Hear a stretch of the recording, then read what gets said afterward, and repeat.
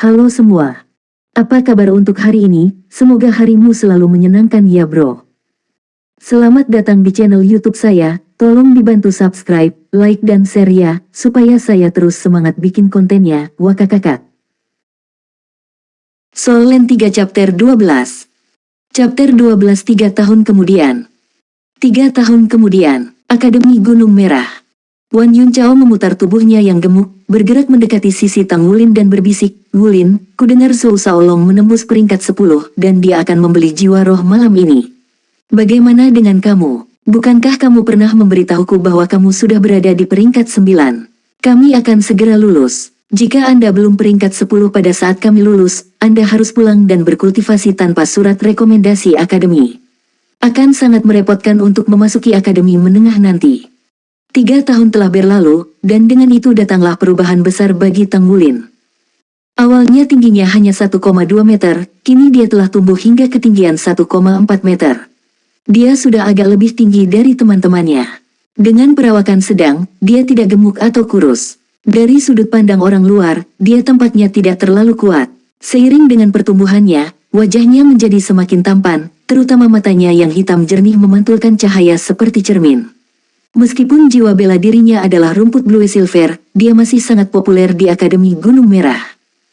Wan Yuncao adalah lemak yang dia temui di tahun pertamanya. Dia awalnya memandang rendah Tang Wulin, tetapi dia membalikkan meja padanya suatu hari ketika dia mencoba menindas Tang Wulin, dan malah didorong ke lantai oleh Tang Wulin dan dipukuli tanpa alasan. Dia berperilaku baik sejak pemukulan itu. Tak satu pun dari mereka memiliki keterampilan jiwa, juga tidak ada perbedaan yang signifikan dalam peringkat kekuatan jiwa mereka. Kekuatan fisik Tang Wulin tidak diragukan lagi memainkan peran penting dalam hubungan mereka. Meskipun dia tidak terlihat terlalu kuat atau kokoh, saat itu dia mengangkat Wan Yuncao dengan satu tangan telah membuat Wan Yuncao ketakutan hingga menangis dengan keras, wah-wah. Sejak itu, Wan Yuncao menjadi bayangan Tang Wulin. Kelas jiwa bela diri hanya memiliki selusin siswa, dan 6 dari mereka sudah mencapai kekuatan jiwa peringkat 10. Mereka sudah bisa maju dari peringkat master jiwa terendah dari sarjana jiwa ke peringkat master jiwa. Secara alami, pertama-tama mereka harus mendapatkan jiwa roh untuk maju. Dalam 3 tahun ini, mereka hampir menyelesaikan studi mereka di akademi dasar ini. Begitu mereka memasuki akademi menengah, mereka akan dibagi ke dalam spesialisasi mereka dan akan menghadiri akademi untuk spesialisasi mereka. Kota Glorybound adalah kota kecil. Jadi, itu tidak memiliki akademi master jiwa perantara. Untuk mendaftar di akademi menengah di kota berukuran sedang, seseorang harus memiliki jiwa roh. Wan Yuncao adalah salah satu dari 6 siswa yang telah mencapai kekuatan jiwa peringkat 10. Setiap siswa yang mencapai peringkat 10 kekuatan jiwa sebelum lulus berhak untuk menerima surat rekomendasi dari akademi, membuatnya lebih mudah untuk memasuki akademi menengah. Ini karena fakta bahwa itu bertindak sebagai bukti bahwa siswa memiliki keterampilan yang diperlukan. Jika mereka tidak berkultivasi ke peringkat 10 sebelum mereka berusia 10 tahun, mereka harus mengikuti beberapa tes sebelum diizinkan untuk mendaftar di akademi menengah. Aku harusnya hampir sampai. Saya pikir saya telah mencapai hambatan, kata Tang Wulin sambil tersenyum. Kecepatan kultivasinya telah mengejutkan guru mereka, Guru Lin Simeng. Berkultivasi untuk peringkat 10 kekuatan jiwa dari peringkat 3 kekuatan jiwa bawaan dalam 3 tahun tidak dapat dianggap cepat di antara master jiwa. Paling banter, itu hanya dianggap sebagai kecepatan rata-rata. Namun, jiwa bela dirinya adalah rumput blue silver. Berkultivasi ke peringkat 10 dalam 3 tahun dengan jiwa bela diri sampah seperti ini tentu tidak bisa dianggap lambat. Meskipun tidak bisa dibandingkan dengan para jenius itu masih berada di level atas di dalam kelas. Saat Lin Simeng membimbing Tang Wulin, dia menemukan bahwa anak ini memiliki bakat untuk bermeditasi. Sangat mudah baginya untuk merasakan energi di atmosfer. Selain itu, keadaan meditasinya sangat terfokus. Kemudian, dia menemukan penyebab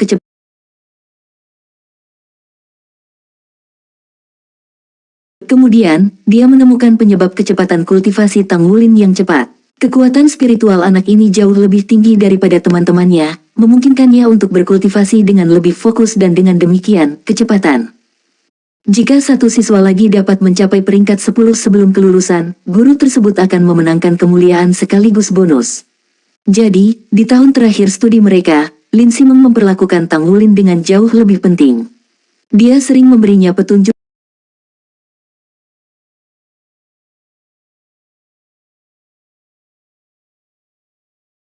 Dia sering memberinya petunjuk dan instruksi satu lawan satu. Tang Wulin juga tidak mengecewakannya. Dengan waktu setengah bulan sebelum kelulusan, Tang Wulin telah mencapai peringkat 9 dan hanya selangkah lagi dari peringkat 10. Setelah langkah terakhir ini, dia akan dapat menyatu dengan jiwa roh dan menjadi master jiwa sejati. Seorang sarjana jiwa tanpa jiwa roh tidak lebih kuat dari orang biasa. Namun, begitu mereka menjadi master jiwa dan memiliki keterampilan jiwa-jiwa, mereka akan memasuki dunia yang sama sekali berbeda. Semoga beruntung, semoga berhasil. Siapa yang bisa mengatakan dengan pasti apakah kita akan memasuki akademi menengah yang sama setelah lulus? Wan Yuncao tertawa. Jangan bilang kakak itu mengganggumu. Setelah Anda memiliki jiwa roh Anda sendiri, kami akan memiliki spar lain. Saat waktunya tiba, kita akan melihat siapa yang mengalahkan siapa. Tang Wulin menatapnya sekilas saat dia mengenakan tas sekolahnya. Kamu bisa perlahan-lahan bermimpi. Dia secara alami tidak akan memberitahu Wan Yuncao seberapa kuat dia sekarang. Tang Wulin tidak ingin pergi saat mereka mendekati gerbang akademi. Sebaliknya, dia berdiri di luar gerbang dan menunggu. Tidak lama kemudian, noda rambut perak bercahaya mengembara dari gedung akademi gabungan. Nah, pelan-pelan. Anda akan melakukan perjalanan. Suara Tang Wulin penuh dengan cinta saat dia memanjakannya. Nah, memiliki rambut perak pendek, dan bahkan setelah 3 tahun, dia tidak berubah terlalu banyak. Dia hanya sedikit lebih tinggi dari sebelumnya sambil tetap cantik-cantik.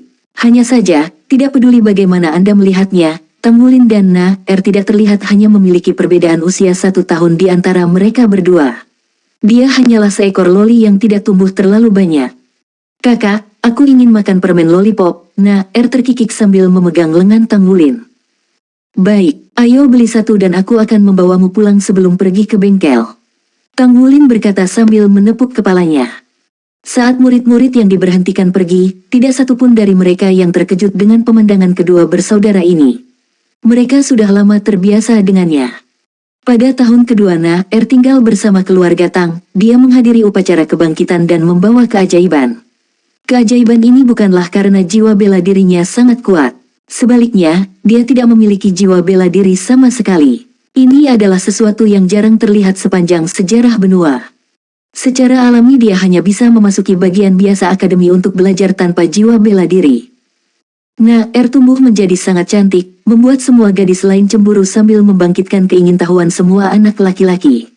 Karena ini, Tang Wulin tidak pernah kekurangan perkelahian. Suatu kali, sekelompok siswa laki-laki menghentikannya, dan karena dia tidak dapat mengalahkan mereka semua sendirian, dia hanya menggunakan tubuhnya untuk melindungi Pada akhirnya, dia dipenuhi luka dan memar, tetapi tidak ada satupun rambut di yang rusak. Keesokan harinya, Tang Wulin menemukan pemimpinnya dan akan melakukan pertarungan sengit setiap hari sampai akhirnya, dia telah mengalahkan lawannya sampai mereka takut padanya dan terlalu takut untuk menggertak lagi. Karena dia berada di kelas master jiwa, dia tidak menerima hukuman yang serius. Dia terkenal setelah pertarungan itu, dan tidak ada seorang pun di Akademi Gunung Merah yang berani menggertak lagi. Sejak dia berumur 8 tahun, Tang Wulin telah bertingkah seperti seorang pemuda. Dia memikul tanggung jawab untuk mengambil dan mengantar adik perempuannya. Setelah membeli beberapa makanan ringan, Tang Wulin menurunkan di rumah mereka bersama dengan tas sekolahnya. Sebagai gantinya, dia mengenakan pakaian kerja yang basah kuyup dan meninggalkan rumah sekali lagi. Bengkel Mang Tian sudah menjadi bagian dari kehidupan sehari-harinya. Soul Land 3 Chapter 13. Chapter 13 Palu Tungsten 1000 halus. Wulin di sini. Seorang anak muda berusia 20-an, dengan tubuh tinggi dan kokoh, memanggil Tang Wulin untuk menyapa. Kakak panjang, Tang Wulin bertanya sambil tersenyum, tugas apa yang diberikan guru kepadaku hari ini? Bro Terlong menyeringai, ada banyak hal yang harus kamu lakukan. Masuk saja ke kamar dan lihat sendiri. Ngomong-ngomong, aku sangat iri padamu. Kamu sangat muda, namun beban kerjamu sudah lebih dari milikku. Pandai besi adalah profesi yang rajin. Secara alami, semakin banyak pekerjaan yang dilakukan, semakin banyak penghasilannya.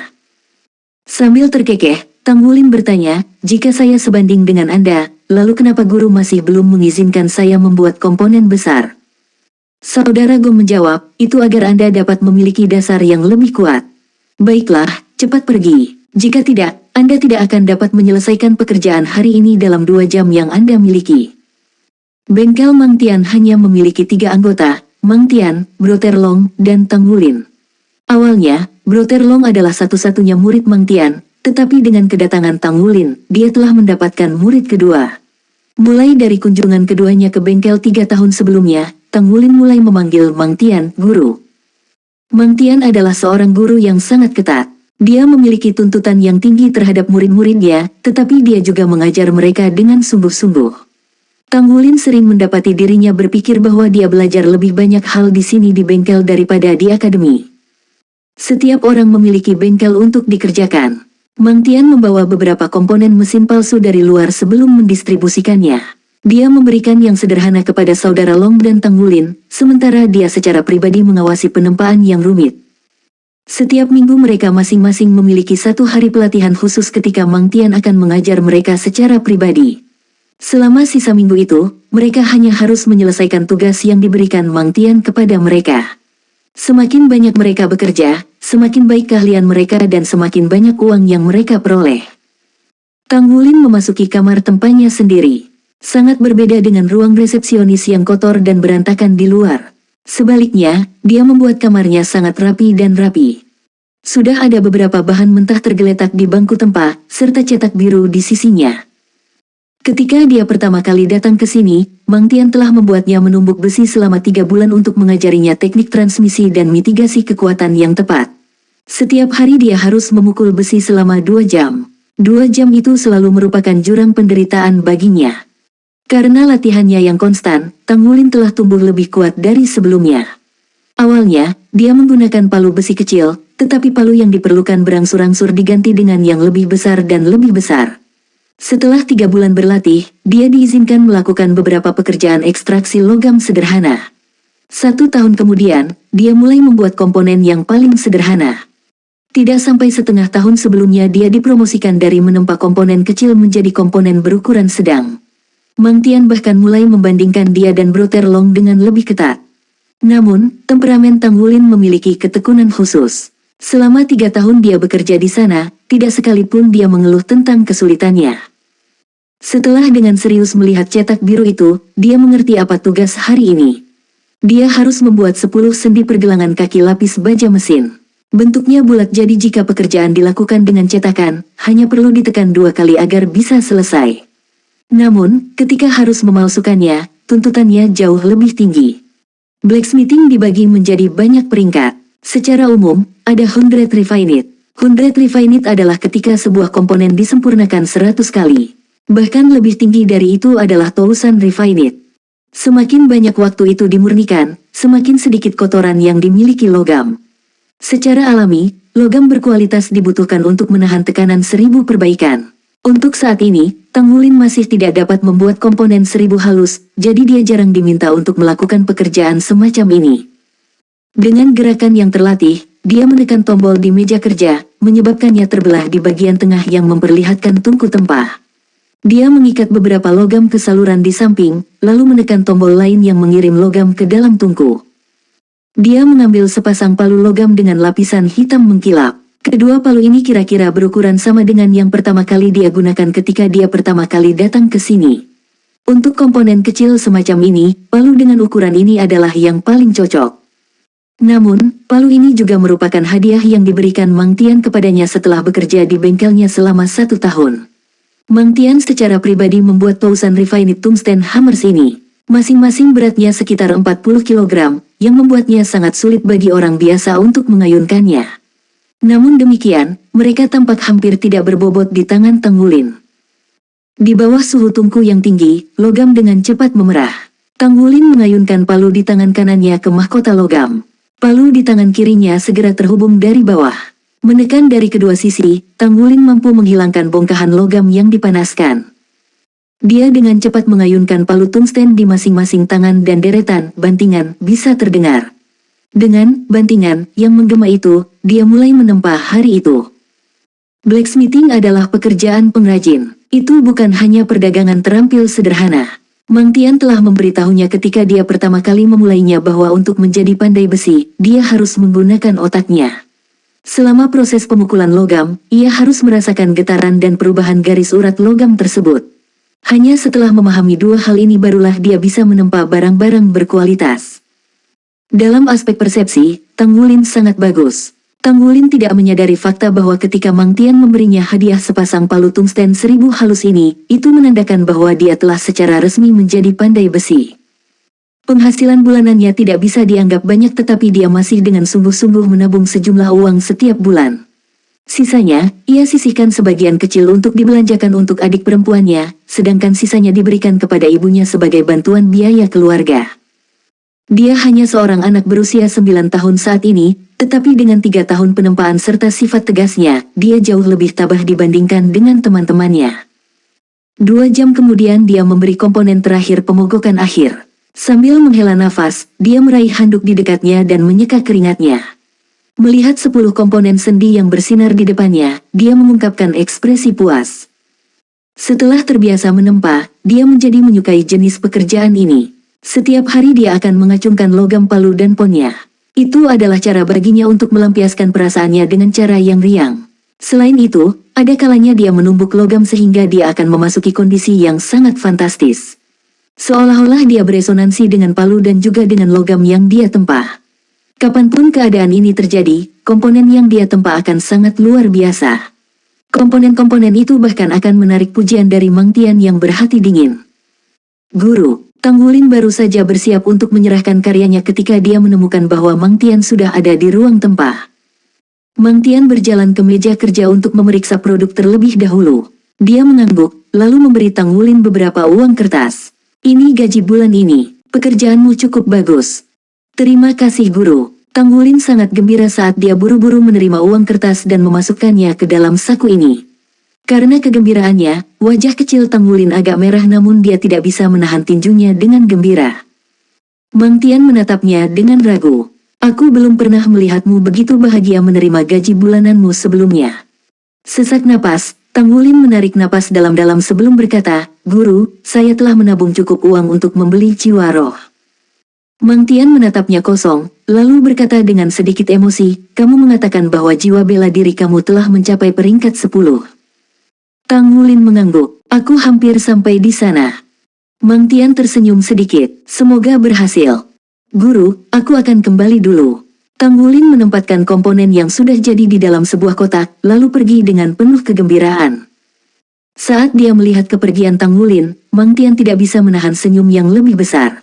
Akhirnya, anak itu bertingkah seperti anak normal. Sayangnya jiwa bela dirinya adalah Blue Silver Grace. Tidak peduli apa jiwanya, saya takut itu semua. Namun, ini juga merupakan keberuntungan bagi saya. Bakat anak ini dalam menempa jauh melebihi bakatku sendiri. Soul Land 3 Chapter 14. Chapter 14 akhirnya cukup uang. Tang Wulin dengan senang hati melompat-lompat sepanjang perjalanan pulang. Dia benar-benar bahagia saat ini. 3 tahun, sudah 3 tahun penuh, dia dengan susah payah menempa logam setiap hari. Semua ayunan palu itu, semuanya demi mendapatkan cukup uang untuk jiwa roh. Meskipun dia sudah menghitung bulan sebelumnya bahwa dia akhirnya akan memiliki cukup uang untuk jiwa roh bulan ini. Sekarang dia benar-benar memiliki uang di tangannya, dia hanya ingin berteriak kegirangan. 30.000 koin federasi. Bagi keluarga kaya kelas atas itu, ini bukan apa-apa. Namun, bagi seorang anak yang baru berusia 9 tahun, itu adalah buah dari kerja keras dan keringat selama lebih dari 1000 hari. Dia bahkan tidak bisa menghitung berapa kali dia mengangkat palunya untuk mendapatkan uang sebanyak ini, apalagi berapa banyak dia telah berkeringat untuk itu. Dia akhirnya berhasil. Semakin dia memikirkan pencapaiannya, semakin dia gembira. Emosinya tidak mungkin untuk disampaikan sekarang. Saat dia berhasil menerobos kemacetan, dia akhirnya bisa mendapatkan jiwa roh. Dan sekarang dia begitu dekat sehingga dia hanya menghitung mundur jumlah hari sebelum itu terjadi. Kekuatan jiwanya akan membuat terobosan dan terlebih lagi, itu mungkin terjadi sebelum lulus. Mendobrak peringkat 10 akan menandakan saat dia menjadi master jiwa. Meskipun Tang Wulin suka menempa, itu tidak berarti dia ingin menganggapnya sebagai profesinya. Mimpinya masih menjadi master jiwa, dan di masa depan, dia bahkan bermimpi menjadi master armor mesin. Semua anak laki-laki memiliki mimpi seperti ini, tetapi berapa banyak orang yang mampu melakukan upaya yang diperlukan untuk mencapai impian mereka. Ketekunan mengimbangi kebodohan. Selama 3 tahun terakhir, Tanggulin selalu menyimpan keempat kata ini di dalam hatinya dan berusaha untuk mengikuti ajarannya. Dia akhirnya bisa melihat ini mulai membuahkan hasil sekarang. Bu, ayah, aku sudah mendapatkan cukup uang sekarang. Saya sudah cukup sekarang. Begitu Tanggulin bergegas melewati pintu, dia sudah mulai berteriak kegirangan. Naer sedang duduk di ruang tamu, mengisap permen lollipop yang dibelikan Tanggulin padanya. Kakak, kamu punya cukup uang untuk membeli jiwa roh sekarang. Dia sangat memahami kegembiraan Tanggulin. Saya sudah cukup sekarang. Saya memiliki semua 30.000. Tanggulin dengan cepat mengeluarkan uang itu dan meletakkannya di atas meja. Setelah itu, dia dengan cepat kembali ke kamarnya dan mengambil kotak besi dari bawah tempat tidurnya. Dia berlari kembali ke ruang tamu dan menuangkan semua uang yang ada di dalam kotak itu. 100, 200, 220. 29.600, 29.700. 30.000, 30.200. Sebenarnya ada 200 ekstra. Naer, aku akan memberimu uang 100 untuk membeli makanan enak untuk dimakan. Melihat tumpukan besar koin federasi di depannya, wajah kecil Tanggulin memerah karena kegembiraan. Lang Yue sudah selesai bekerja dan kembali ke rumah sebelum mereka. Bahkan dari dapur, dia bisa mendengar teriakan putranya. Tang Ziran telah selesai bekerja dan dia baru saja melangkah melewati pintu ketika dia juga mendengar sorakan putranya. Ketika mereka melihat semua uang di atas meja, mereka berdua tidak bisa menahan air mata sedikit. Anak ini benar-benar mengalami kesulitan. Saat anak-anak lain bermain, dia sudah mendapatkan uang. Lang Yue berjalan ke sisi suaminya dan menepuk pundaknya. Dia tidak berbalik, karena takut anak-anak akan melihat air matanya. Aku tahu apa yang kamu mampu. Kamu anak yang sangat cakap, kata Tang Ziran sambil menepuk-nepuk punggung istrinya dengan nyaman. Sambil tersenyum, Tang Ziran berjalan ke Tanggulin dan memeluk bahunya dari samping dan memberinya acungan jempol. Begitu aku berhasil menembus peringkat 10, aku akan bisa membeli jiwa-jiwaku, kan ayah? Tanggulin dengan bersemangat bertanya. Itu benar, ketika saatnya tiba, saya akan menemani Anda. Tidak, seluruh keluarga kita akan pergi. Anda akan menjadi master jiwa, nak. Saya sangat bangga padamu. Dia benar-benar gembira, begitu malam tiba, tidak peduli seberapa keras dia berusaha, Tanggulin tidak dapat memasuki keadaan meditasi. Nah, sudah tertidur. Bulan dan bintang sangat cerah pada malam itu. Hari berikutnya pasti akan menjadi hari yang cerah. Tanggulin diam-diam turun dari tempat tidurnya. Kegembiraannya terlalu berlebihan baginya untuk tertidur. Dia menarik selimut Naer dan menyesuaikannya sehingga menutupi tubuhnya yang halus. Seperti biasa, dia tidak bisa diam saat dia tidur. Ibu berkata bahwa begitu aku berusia 10 tahun depan, aku tidak akan bisa tidur di kamar yang sama dengan Naer lagi. Saat waktunya tiba, saya harus memberikan kamar itu kepada Naer dan saya akan tidur di ruang tamu. Tapi kenapa begitu? Memikirkan hal ini, Tanggulin mulai merasa tidak nyaman. Dia suka disambut dengan pemandangan Naer saat dia bangun setiap hari. Dia dengan hati-hati membuka pintu, lalu dengan lembut dan diam-diam keluar. Dia ingin keluar jalan-jalan dan membiarkan hatinya tenang. Kemudian dia akan bisa bermeditasi setelah dia kembali. Membuka dan menutup pintu, dia tidak mengeluarkan suara sedikit pun saat dia keluar dengan tenang. Sinar bulan yang cerah menyinari kamar tidur, jatuh ke tubuh Naer. Bulan malam ini sangat cerah. Rambut perak Naer berkilau dan bersinar di bawah selimut sinar bulan. Diselimuti oleh sinar bulan, tiba-tiba, lingkaran cahaya diam-diam muncul dari tubuh Naer. Kuning, hijau, merah, biru, ungu, emas dan perak. 7 warna ini bersinar satu persatu. Seandainya Tanggulin masih ada di ruangan itu, dia pasti bisa melihat pemandangan luar biasa ini. Tubuh Naer sedikit gemetar. Setelah berkelap-kelip untuk beberapa saat, lingkaran cahaya 7 warna mulai menyatu ke dalam ruang di antara kedua matanya. Setelah waktu yang lama, dia kembali ke keadaan damai sebelumnya. Cahaya bulan masih seterang sebelumnya, namun cincin cahaya di tubuh Naer sudah menghilang. Sepertinya tubuhnya yang halus telah tumbuh sedikit. Meskipun dia tidak tumbuh terlalu banyak dalam 3 tahun terakhir, malam ini dia mengalami terobosan. Gemetarannya menghilang, dan sekali lagi, napas Naer kembali normal. Namun, alisnya kusut, sepertinya mimpi yang dia alami tidak indah atau indah sama sekali. Udara malam ini sangat sejuk. Ada sebuah taman kecil di daerah rakyat jelata tempat Tang Wulin tinggal. Dia sering membawa Na-Er ke sini untuk bermain, setiap kali ada liburan sekolah. Begitu dia memasuki taman, dia merasakan daya tarik yang kuat dari untaian rumput Blue Silver. Dia menghirup aroma manis tanaman serta udara segar dan senyuman puas perlahan mengatasinya. Tanpa sadar, dia duduk bersila. Burung-burung berkicau dengan tenang, udaranya dingin dan murni dan dia berjemur di bawah sinar bulan dan bintang yang redup. Dalam kondisi ini, dia perlahan-lahan bisa tenang dan memasuki kondisi meditasi. Soul Land 3 Chapter 15. Chapter 15 Peringkat 10. Titik cahaya biru yang tak terhitung jumlahnya berkumpul dari sekelilingnya, diam-diam mengebor ke dalam tubuhnya dan menyebar ke seluruh penjuru. Tang Wulin merasa seolah-olah dia basah kuyup di lautan biru ketika suara-suara kecil yang tak terhitung jumlahnya menyelimuti dan memanggilnya. Aroma khas Blue Silver Grace meresap ke setiap sel di tubuhnya. Kekuatan jiwa dalam dantiannya mengambil perasaan hangat saat itu mulai terbuka. Dalam persepsi Tang Wulin, semuanya mulai berubah menjadi warna biru yang aneh. Aroma Blue Silver Grace hadir di mana-mana di tubuhnya. Garis emas samar menyala di dahinya dengan pola yang sama seperti sebelumnya, memanjang keluar.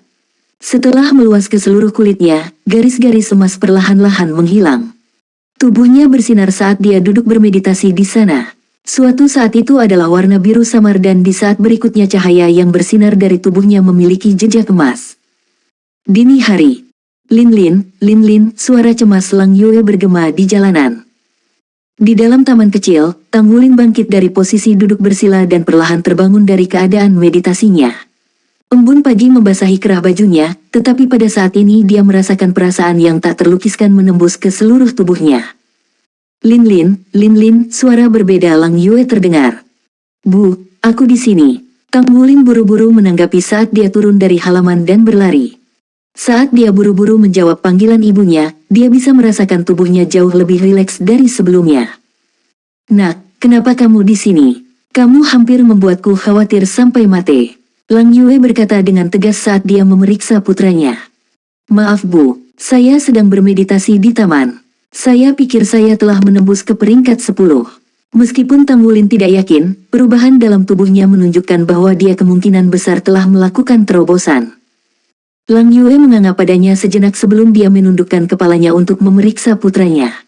Tinggi Tang Wulin sudah mencapai pundaknya. Meski tubuhnya agak lembab, kulitnya masih berkilau dengan kilau permata dan dia menatapnya dengan sepasang mata besar yang bersemangat. Dengarkan kata-kata ibu, keamanan Anda adalah hal terpenting. Ayo pulang, aku akan memasakkan sarapan untukmu. Lang Yue mencium kepalanya beberapa kali sebelum dia memegang tangannya dan mengantarnya pulang. Anda telah membuat terobosan. Ketika Tang Ziran mengetahui bahwa putranya telah membuat terobosan, dia sangat bahagia. Karena kamu pikir kamu telah membuat terobosan, kami akan pergi ke akademi hari ini dan menguji kamu. Jika Anda benar-benar telah membuat terobosan, maka saya akan mengajak Anda untuk membeli jiwa roh besok. Hidup ayah, Tang Wulin bersorak. Na-Er, ada apa? Apakah kamu tidak senang untuk kakak? Tang Wulin sangat bersemangat. Tetapi dia menemukan bahwa tanpa diduga, Na-Er sedikit berbeda hari ini. Biasanya dia akan memanjakan dirinya dengan sarapan pagi-pagi sekali, tetapi dia hanya duduk di sana dengan tatapan kosong hari ini. Tidak satu pun dari kegembiraannya yang menyentuh dirinya. Ah, tidak ada masalah. Selamat kakak, Na-Er memberinya senyum manis sebelum menikmati sarapannya. Tang Wulin mengira dia turun karena dia tidak memiliki jiwa bela diri, jadi dia tidak mengejar topik itu. Faktanya, tebakan Tang Wulin tentang terobosannya benar. Setelah tiba di akademi, dia memberitahu guru Lin Simeng tentang perasaannya dan kemudian dibawa untuk menjalani tes kekuatan jiwa. Aparat menunjukkan bahwa kekuatan jiwanya memang telah mencapai peringkat 10. Setiap 10 peringkat kekuatan jiwa, Master Jiwa akan membutuhkan cincin jiwa untuk menerobos ke peringkat berikutnya. Mereka bisa membunuh binatang jiwa untuk mendapatkan cincin jiwa, tapi binatang jiwa terlalu langka saat ini. Jauh lebih umum bagi orang-orang untuk memilih metode kedua, mendapatkan jiwa roh yang diproduksi oleh pagoda roh. Tang Wulin adalah siswa ke-7 di kelasnya yang berhasil menerobos. Setelah melewati ambang peringkat ke-10, dia telah menjadi master jiwa sejati dan telah mengambil langkah pertamanya di jalan ini. Tang Wulin, mintalah keluargamu segera membawamu ke pagoda roh untuk membeli jiwa roh. Setelah Anda menyatu dengan jiwa roh, Anda akan menjadi Master Jiwa. Master Jiwa resmi dapat menerima gaji 1000 koin federal setiap bulan. Itu seharusnya cukup untuk biaya sekolah Anda di akademi menengah. Lin Simeng mendesaknya. Tang Wulin mengangguk kegirangan. Saya sudah punya cukup uang untuk membeli jiwa roh, Guru Lin. Aku akan membelinya besok. Lin Simeng mengangguk sambil tersenyum. Baik, saya akan meminta cuti untuk Anda besok. Saya berharap Anda mendapatkan yang terbaik dalam mendapatkan jiwa roh yang memuaskan. Terima kasih Guru. Setelah menjadi Master Jiwa, dia akan menerima gaji bulanan. Meskipun akademi menengah diwajibkan, gaji bulanannya sebesar 1000 koin hampir tidak cukup untuk membayar pengeluaran sehari-harinya. Dia harus meninggalkan kota Glorybound untuk menghadiri akademi menengah. Dengan tunjangan bulanannya, ia tidak perlu lagi menggunakan uang orang tuanya. Jika dia mampu berkultivasi menjadi jiwa Grandmaster, gaji bulanannya akan meningkat lebih banyak. Tang Wulin sangat gembira, selangkah demi selangkah dia semakin mendekati mimpinya. Jika itu adalah anak lain, mereka mungkin tidak bisa mengendalikan emosi mereka, tetapi hati Tang Wulin telah tumbuh sangat stabil setelah 3 tahun dipalsukan.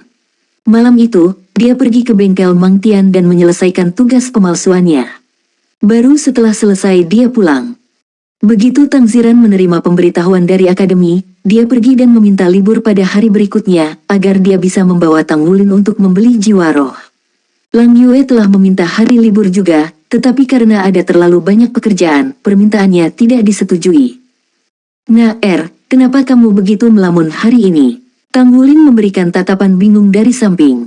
Jangan khawatir, meskipun Anda tidak memiliki jiwa bela diri, kakak laki-laki akan melindungi Anda. Aku akan melindungimu seumur hidupmu. Baiklah, kata Tang Wulin sambil mengusap kepalanya. Nah mengangkat kepalanya dan menatapnya, memperlihatkan mata ungu jernih yang sekarang menunjukkan kemegahan yang fantastis. Kakak, bisakah kau mengajakku bermain di pantai setelah kita makan? Tang Wulin berbalik untuk melihat Tang Ziran. Lanjutkan, hanya saja, jangan kembali terlambat. Tang Ziran tersenyum. Meskipun kota Glorybound disebut kota, itu sebenarnya hanya desa yang sangat besar. Tidak ada tembok kota, distrik rakyat jelata tempat keluarga Tang Wulin tinggal sangat dekat dengan pantai. Hanya butuh 10 menit berjalan kaki dari rumah mereka ke pantai. Pantai ini tidak bisa dikatakan cantik karena tidak memiliki pasir halus. Sebaliknya, itu diisi dengan pasir dan kerang yang kasar seperti kerikil. Legenda mengatakan bahwa karena perburuan manusia yang berlebihan terhadap makhluk jiwa di lautan, mereka telah menarik kemarahan alam. Cahaya rembulan malam ini sama indahnya dengan malam sebelumnya yang berkilauan putih bersih, seperti salju. Bintang secemerlang permata tertanam di kanopi langit, yang melengkapi kemegahan bulan. Lautan memantulkan cahaya bulan dan bintang di langit, saat gelombang terus melonjak. Suara ombak dan burung laut yang menerjang memenuhi udara, menambah vitalitas yang luar biasa pada citra langit berbintang di atas lautan ini. Nah melihat ke arah laut, lalu melihat ke arah bintang. Pasti ada banyak bintang malam ini, kakak. Tang Wulin tertawa. Iya, mungkin mereka semua keluar malam ini untuk memberi selamat kepada saya karena telah menjadi Master Jiwa. Nah apakah kamu sedih karena tidak bisa menjadi Soul Master? Nah menggelengkan kepalanya. Bukan itu. Setelah hening beberapa saat, dia berbalik dan menatap mata Tang Wulin. Apa kau akan merindukanku jika aku pergi suatu hari nanti, kakak? Article 29 of 31.